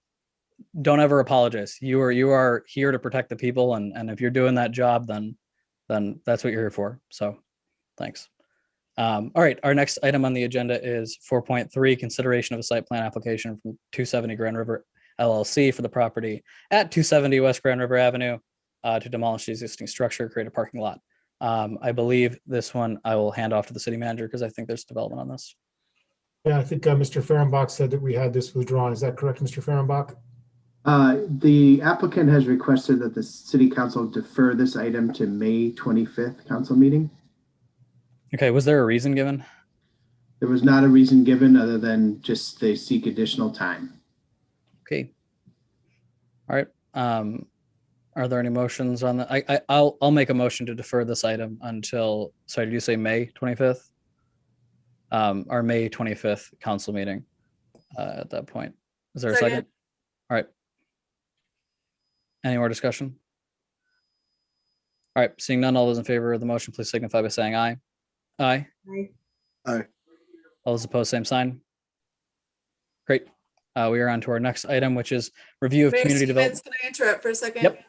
For some reason, I'm not getting any heat in this room and I need to go get a jacket. Can we take a like teeny tiny recess? I don't I think know. that's more than fine. Let's Okay. take a 5-minute recess. It is Sorry, 8:25 right now. We'll come back at It's 8:30. better. Okay. Great. Thank you. Much appreciated.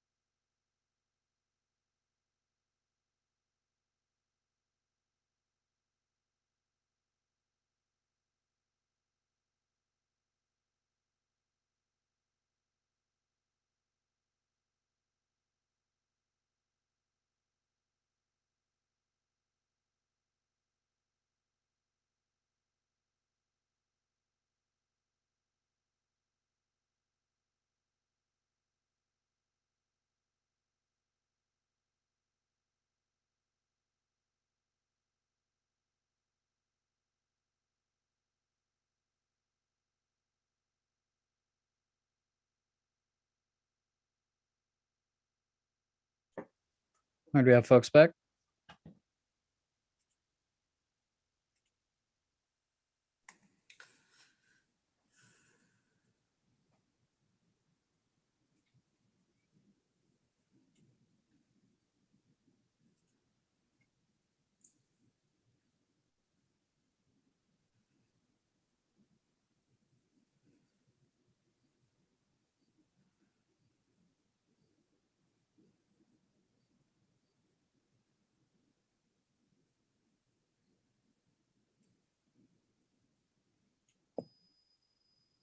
Councilmember Babcock, are you with us?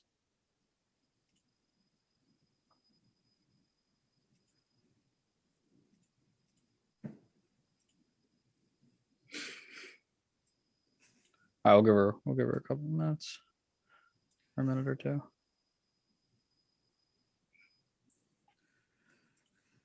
Anybody check the score on the game?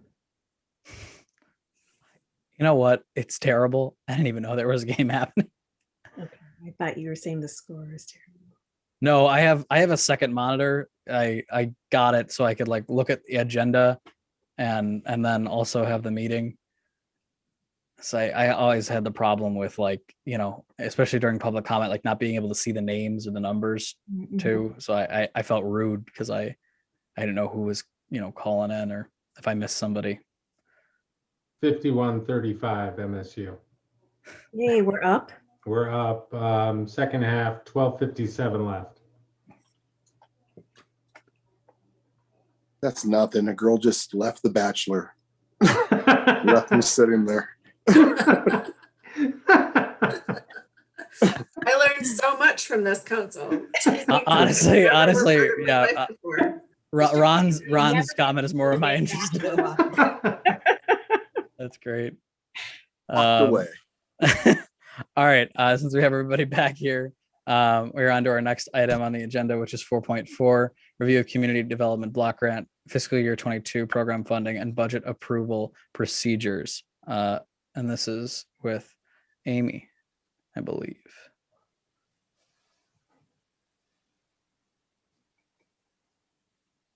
Or Mr. Fehrenbach, whichever one. No, actually, I was going to introduce Amy Schlesler-Schmidt. Okay, great. And I think they're bringing her over to panelists now. Awesome, great.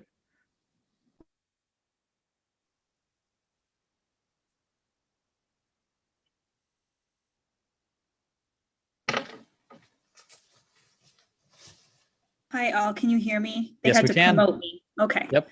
Wonderful. And I am going to go ahead and share my screen. Perfect. Excellent. Can everyone see the PowerPoint? Yes. Great. Okay. So thank you very much for having me this evening. I am here to lead a brief discussion regarding the Community Development Block Grant Program that many of you are familiar with, and then also really discuss fiscal year 22 budget procedures with you.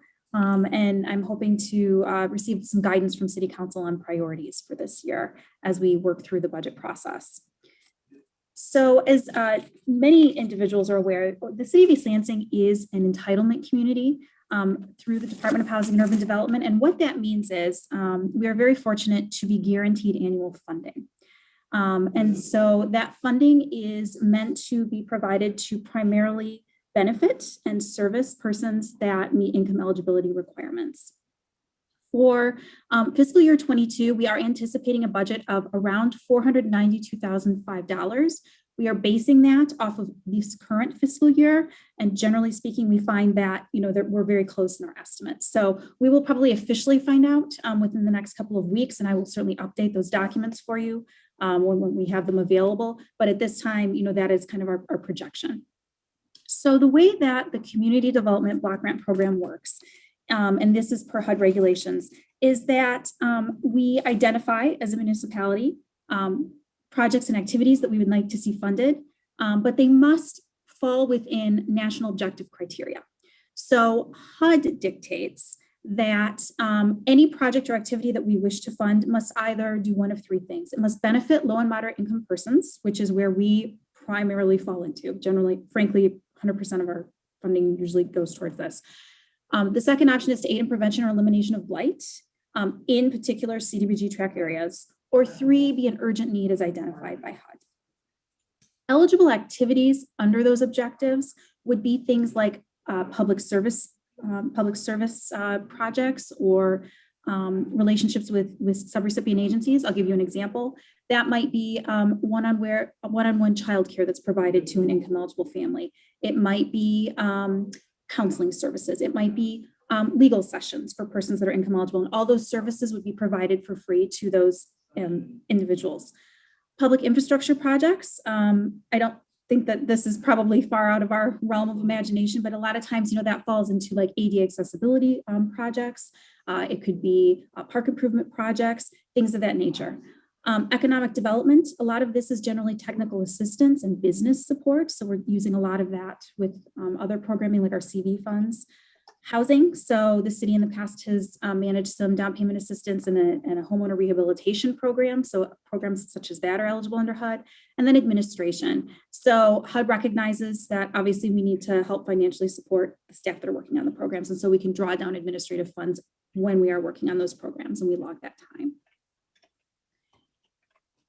So when we're really discussing, next year's, or really, as we're preparing for the fiscal year 22 budget cycle, there are a couple of things that I wanted to bring to City Council's attention. And again, these are deemed through HUD regulations. So they are not something that the city has created in terms of regulatory, requirements. It is HUD dictated. So the first is this. So when we're thinking about that $492,005, HUD says that up to 15% of that total allocation can be spent on public services. So again, kind of that one-on-one assistance that I was describing earlier. It also says that 20% could be spent towards administration. And either the remaining balance or frankly 100% could be spent on public infrastructure, housing, and economic development. The way that staff is currently kind of looking at the budgets, we would recommend at this time that administration be at about 13% to kind of offset our costs. And that would be total cost recovery for admin for our services. And then the remaining balance would really go towards whatever City Council, determines during this budget cycle. From the budget, really our process is kind of dictated by 2 formal documents. So through the City of East Lansing has something called a citizen participation plan. And this really outlines for the community how we solicit public input. So this really outlines, how we, gather information, hold public hearings, how many public hearings we will hold, which is 2. That's really where, that comes into play. The second is our consolidated plan document, And the consolidated plan document is really a planning document. It is a forecast document. And so we say to HUD, during these particular program years, City Council identifies these as priorities and we rank them. Activities as like high priorities, medium priorities, low priorities.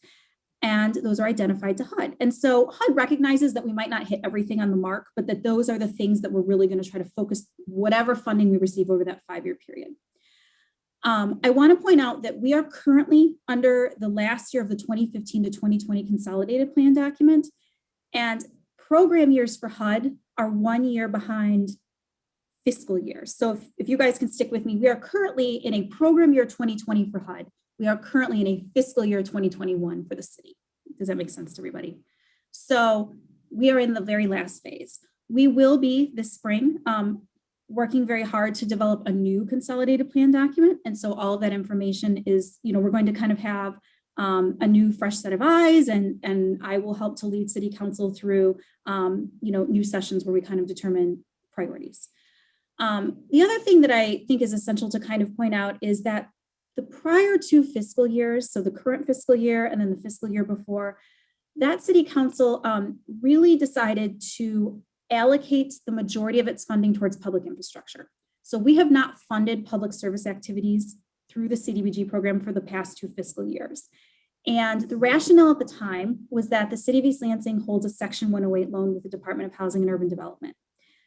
It was taken out to help with the Avondale Square neighborhood development. And the good news here is that as a result of HUD allowing us to use our entitlement funds and City Council, kind of allocating some additional funds, that loan is scheduled to be fully paid off by this June. So it opens up more money for us, if that makes sense, for this fiscal year that we are planning for. In terms of the budget approval process as a whole, what staff is recommending is that beginning in April, we will certainly come to you and officially request that you set public hearings. As I mentioned before, there are 2 public hearings that are to be held before City Council. We will have a public budget work session. Certainly anybody from the public can come in and share thoughts, considerations, recommendations on funding. And then there will be legally noticed public hearings and then 2 public hearings. The entire budget process is scheduled to wrap up on May 25th, which is currently the same date that you will approve the City of East Lansing's budget. It is required to have a separate vote, just so you're aware. So you will basically essentially approve the City of East Lansing budget, if everyone is on board, and then the CDBG budget. And then we forward on those recommendations to HUD. In terms of really discussion this evening, staff is really seeking council guidance in a couple of areas. So I recognize that we're at the beginning of the budget preparations. We as staff have actually, already starting to work through numbers and budget narratives. But we're really hoping that before we come back to you in April, that you might be able to help us identify, what your priorities are as council with the CDBG budget. It's not a tremendous amount of funding, but from a staff perspective, we're certainly very grateful for it, and we try to do really good work with it. And so, I had mentioned before, for the last 2 fiscal years, we have not funded public services. Perhaps that is something that you would like for us to look into and maybe give you some feedback on. So if you are interested in public services now this evening, we would really like to hear that. I would personally like to hear that. And if so, maybe direction on how to best prioritize those types of public services. And then secondly, if there's anything sort of in the realm of the public infrastructure or housing elements that we have historically funded, if there are other priorities you would like for city staff to look into, then I would welcome some comments and recommendations on that this evening, so that again, when we come back in April, we can be prepared to share those with you. Great. Thank you, Amy. I could just jump in as well. Yep. If you would like recommendations or sort of an outline from staff, from Amy, about what we funded in the past, to try to give you a broader look at what the type of things and what human service agencies have been funded, we can certainly do that for next discussion only meeting as well. But if council has ideas now to share, that's great as well. But we want to make it easy for you, and maybe sharing historical information would help that conversation as well. Yeah, thank you for that. And I have some initial thoughts, but I actually do think that would be very appropriate if we do have space on a discussion only meeting in the next, before at least this would come back to the council. I think that would be good to provide a little bit more of that background information, especially because we've got some newer council members on board and that might not have been around during the time when that public service dollars were allocated. No, obviously it's a decision from council. Could we have the presentation taken off the screen? I got the questions right here.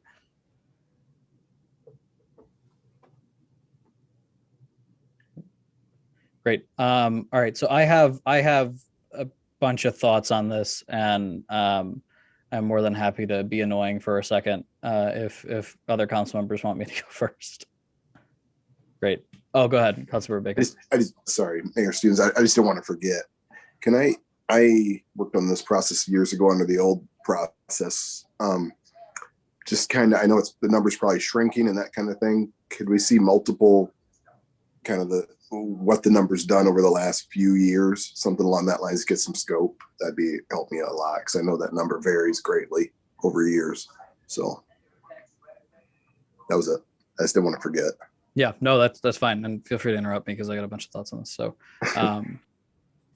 So, my initial thoughts on the public services funding, I do believe that we should allocate the money towards it. I think that, paying off that loan was important, but I maintain that those services were a way that we as a community could give back and help a lot of agencies that are doing really good work in our community. And, I think that the system that we had laid out before made some sense. I think there were some kinks in it. I think that, outreach to organizations, visibility of these funds being available was something that we definitely discussed back then. But I think that it's important that some of this money be allocated towards those needs. And really, I wanted to talk about the second question that says, are there any proposed changes to prioritization of infrastructure activities, such as housing or ADA sidewalk replacements? So in my opinion, I'm comfortable when we're doing things that are replacing to make things more accessible, right? So specifically ADA sidewalk replacements in high traffic areas makes sense to me. What I think is important to note, though, is the real intention behind these dollars is to help folks in our community that really need the help. And so, just a couple of meetings ago, we talked about a housing conversion program, and we talked about the council's priority on making sure that folks that work in this city can afford to live in this city. And you mentioned it in your proposal here, as well, just as an idea, or not necessarily a thought through idea, but something that was written down, different housing opportunities that we have. Now, I don't think this could be something that maybe we do this year, but in the future, I would like to look at opportunities to maybe even expand what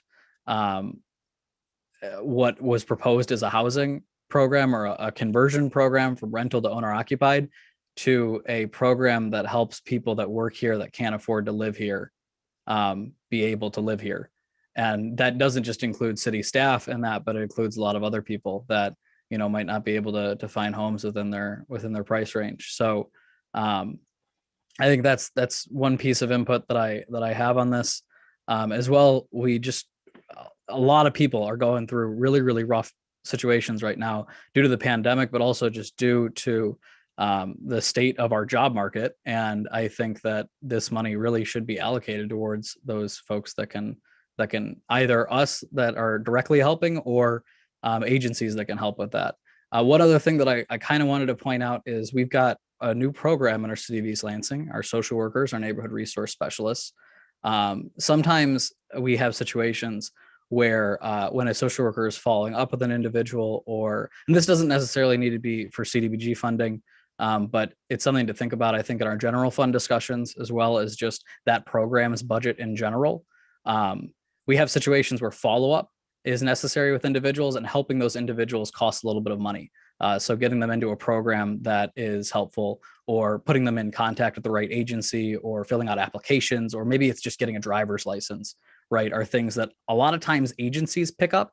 But it's something that if we have the people that are actually following up with individuals that are doing the work to reach out and help those people on more of a basis than just addressing the, let's say, violation of ordinance that happens right there, that might be something that we look for in terms of dollars that we allocate, that we have a fund that's kind of like this is our helping fund, right? This is the one that social workers or our resource specialists or even officers can access to help those in need to bring somebody out of a situation, right, that we tend to respond to very frequently.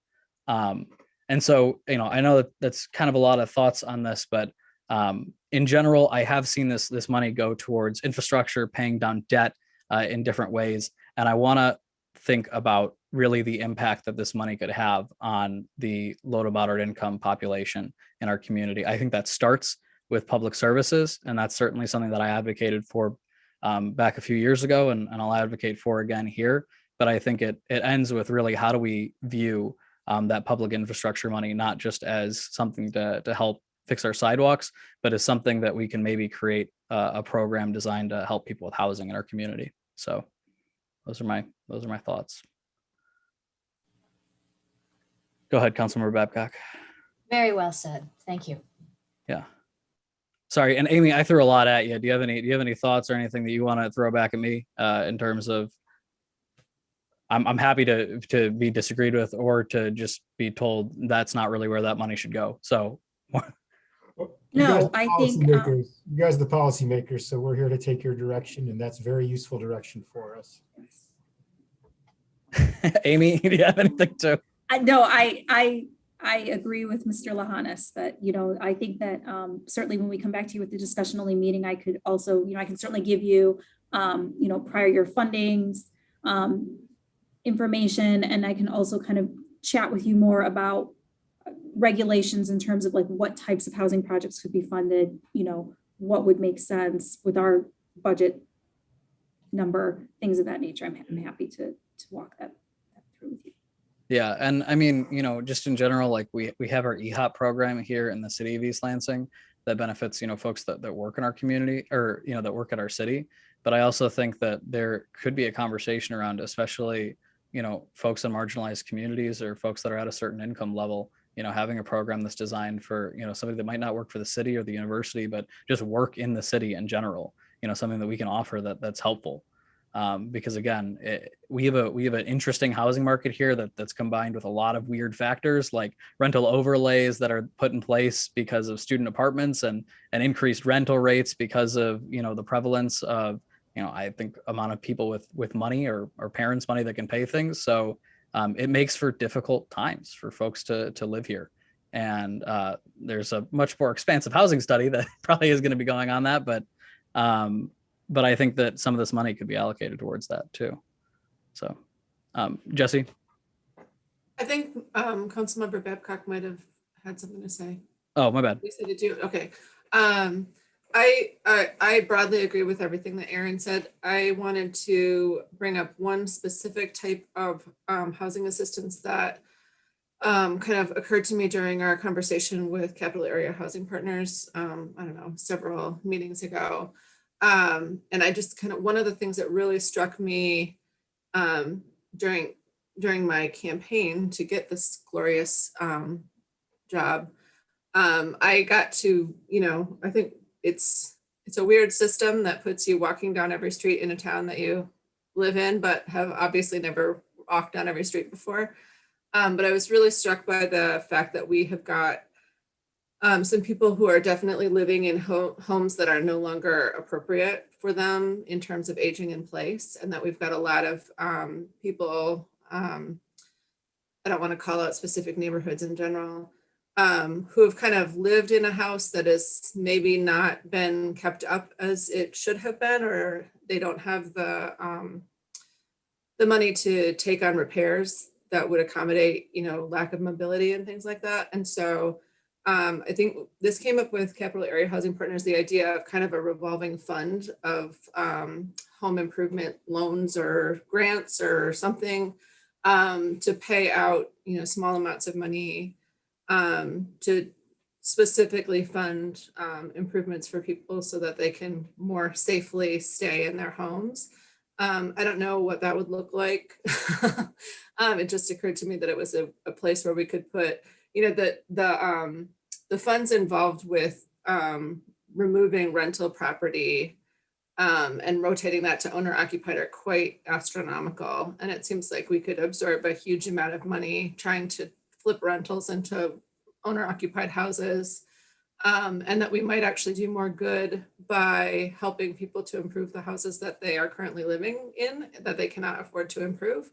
That's not going to speak to Mayor Stevens' point of moving new people into the community, but I think we do also have residents that are at need as well. So I don't know what that would look like, but I wanted to kind of include it in the situation or the discussion. And then Amy, you mentioned economic development in your slide presentation, and I didn't see that in, or maybe I'm just missing it in the memo, but can you talk a little bit about what that looks like? I feel like some types of business assistance programs would not be amiss right now, just because we've got so many small businesses that have been absolutely devastated by our virus situation.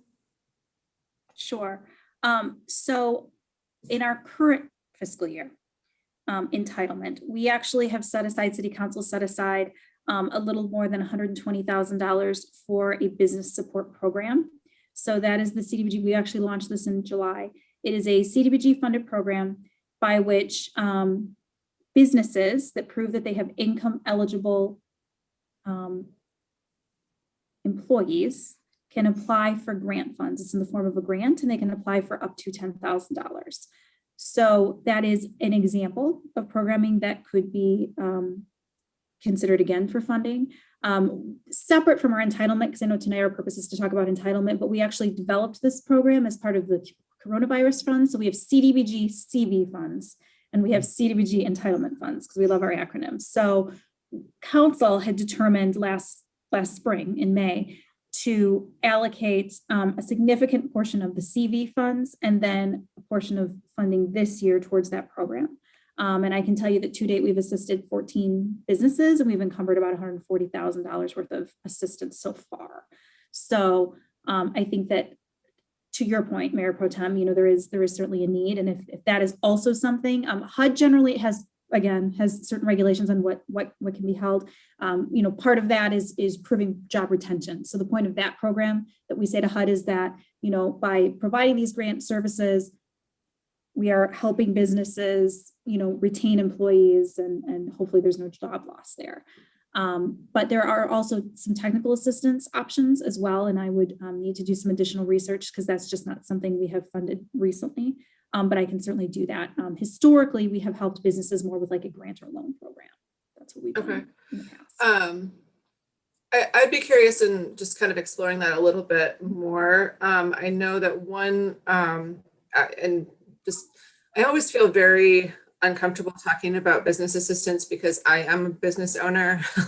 And so our downtown activations, my business will probably benefit from that. And so I guess every time we talk about business, I need to state a conflict of interest, but I have not applied for any of the loans locally and I don't plan on it. So I just want to put that out there that I'm not looking towards my own business. But speaking of my experience as a business owner in the pandemic, the biggest expense that was unplanned for me, because luckily I didn't have a huge loss in customers, but I had a huge learning curve in digitizing my business and getting online so that I could accommodate contact-free delivery and curbside service. And so just that amount of web assistance and technical assistance to kind of change the format that my business operated in.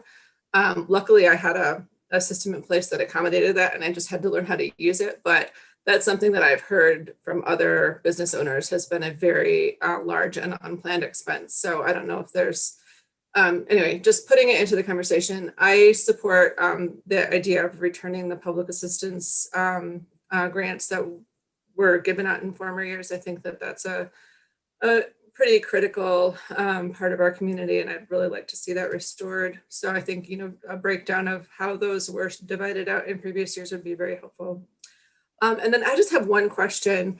I guess every time this comes up, I'm a little bit surprised that East Lansing is considered an entitlement community, just because we have, very high property values and fairly affluent citizens. How is that determined? Yeah, so the Department of Housing and Urban Development has a formula. I can look into this, but their formula was not shared historically with municipalities and how they determine this. But I can tell you that, here's what I do know. A lot of it is based on data collection, income information that's collected through the American Community Survey and through census data. And so I know that that is one component that goes into the formula that HUD uses to determine what municipalities receive the entitlement dollars. But that is just one component. Can I speculate and then maybe sure, tell me I'm way off base, but is it probably or possibly because we have a high student population that's got a very low income? That's probably why historically Yes. I've heard the same answer. Yes. Okay. I think that is fair. Yes. Okay. I guess it just kind of makes me think about the population that is making us qualified for those dollars and I guess, I don't know, it's the majority of our students come from fairly well-off families and don't live an economically depressed lifestyle, even though they are not earning a lot of money. But which is not to say that all of them do. There definitely is economic need within the student community. But I guess just how do we kind of acknowledge that that's the population that is really driving that number? I don't know. It's So weird. honestly, and I apologize, Amy, I got one thing on this, but honestly, one of the reasons why I talk about housing, so much is because it doesn't just affect, permanent residents or it affects everybody, students included. And so, when we have this conversation about affording to live and work here, I'm not just talking about permanent residents or folks, I'm also talking about students.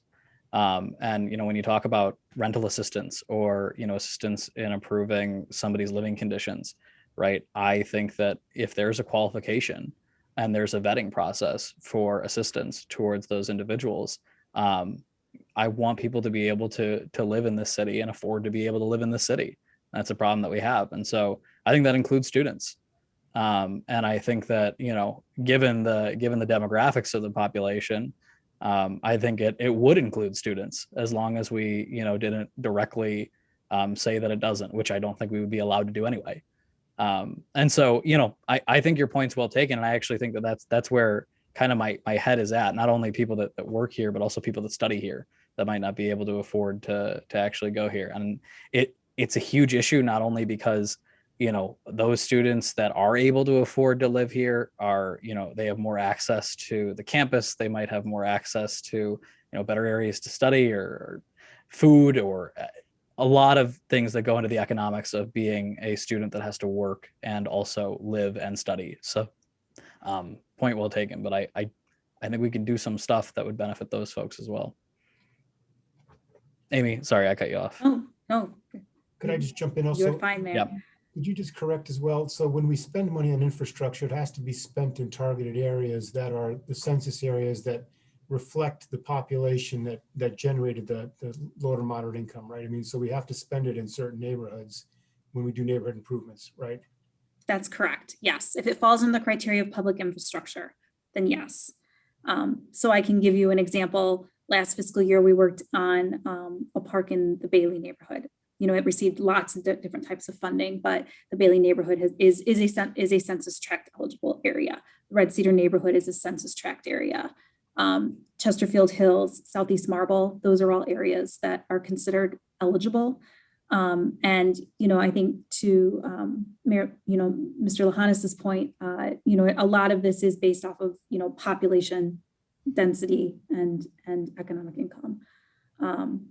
And I think I'm sorry, I'm trying to remember my train of thought. Oh, so I think Mayor Pro Tem, to your point, I can share this without obviously breaking any confidentiality. When we used to fund public services, I can tell you that nonprofits did service students. So I will share that obviously with you. And we know that because they have to collect data that is then given to staff, which is then shared with HUD. And so I will kind of just trying to, I guess, put some people's minds at ease. Certainly there's different projects that could be funded, or perhaps, there could be specific programming with there. In some instances, there were programs that only served student populations. So I just wanted to kind of share that. Yeah. Go ahead, Councilmember Bacon. Yeah, obviously one of the pricing issues is due to scarcity. And with the kind of the evolution of the second year program at Michigan State, could that create an opportunity? I know we mentioned this kind of at the onset of that, in the upcoming periods when that starts to kick in, to create some new conversion opportunities, or at least some in some of these areas that we are targeting, that may be debulking due to the second year sophomore or second year on campus program, that might maybe debulk some of the areas and create a little less scarcity. That'd be something we could look at. That's really broad. That's a super broad issue, but and kind of ambiguous right now, but I think it could create a kind of a once in a long time opportunity. Yeah, no, absolutely. Other thoughts from folks? Dana, go ahead. So you gave the maximum allowable percentage for the administration and the public service, but there's not a maximum allowable for the public infrastructure, housing, and economic development. And I'm wondering, I would like to see the maximum allowable for each of the activities, like it was broken down for public service and administration. So it's 100%. So what HUD says is you could spend 100% of your entitlement on public infrastructure, housing, economic development. So that could be 100%. Spend 100% on public service. Correct. And that is HUD regulated. Correct.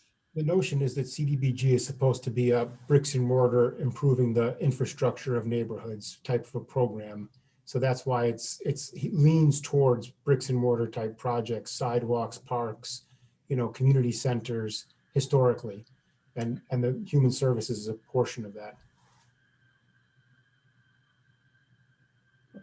Yeah, I would be on board definitely with allocating the maximum 15% to public services. And I look forward to getting reminders on who we've funded before when we were using the public services percentage that way.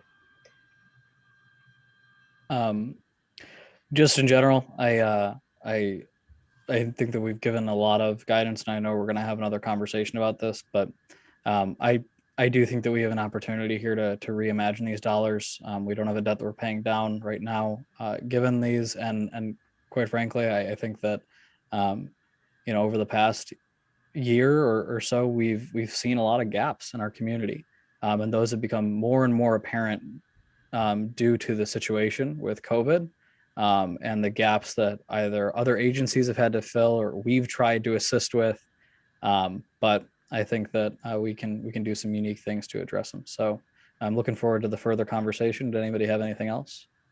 Yeah, I do. Yeah, please. Also for the public service, and I mean, we could apply this in general, but just when we come back, how can we look at this with an equity lens? How can we talk about targeting our public service dollars with an equity lens? And I don't know if that's pulling Elaine into the conversation or what that looks like, but if that can be brought up too and thought about. Yeah. Thanks. Thank you. And I would count that as instruction to bring Elaine into the conversation as well. So Certainly. Yep. And I'm happy to talk with other colleagues about how we can best do that. Go ahead, Councilmember Bacon. Did you have something? Yeah, and that's a good call out by Councilperson Watson. I think too, from the perspective of housing, definitely being a portion of racism as a public health crisis. Obviously, housing is the first crisis for most people. So I think that may be our kind of guidepost, our lighthouse, wherever you want to put it, as we're looking, through that equity lens, because that is our mandate. Yeah. No, I agree. And I think that honestly, this money should just be going towards helping marginalized communities in the best way we can. And I do think that, it is important to make sure that things are accessible. And so, in the past, supporting projects, obviously, that have to do with our sidewalks, that make sure, our businesses are accessible, our neighborhoods are accessible is important. But I also think that there has been a heavy inclination to push this towards the more public infrastructure side, where this money might have been better used to help those that are in most need in our community. And so that's in my own personal opinion as one member of council, that's where I want to move us on this stuff. So that's my thoughts. Any other member? Go ahead, Councilmember Watson. Just one kind of random point, but we talked about the students and we talked about the well-to-do. And so I just wanted to uplift, people have family changes like divorces, and someone's got to move out of East Lansing because they can no longer afford to live here. And it's unfortunate. Like I've seen and have friends whose kids still attend East Lansing School District, but being able to afford to live in this area is not possible for them. So just wanted to bring up those stories too of people who have the family changes and have to make hard decisions because of the affordability or lack thereof in our city. Thank you, Dana. All right, any other thoughts? Amy, any feedback that you have for us or any questions that you don't think we answered? No, I think that this is very helpful. So Great. Thank you. Thank you for your comments. All right. Then I believe that is our last item on the agenda for tonight. Thank you, everybody, for being with us. And we will see you next time. Thank you. Thank you. Good Bye, night. everyone. Have a Thank good you one. all. See ya. See you soon.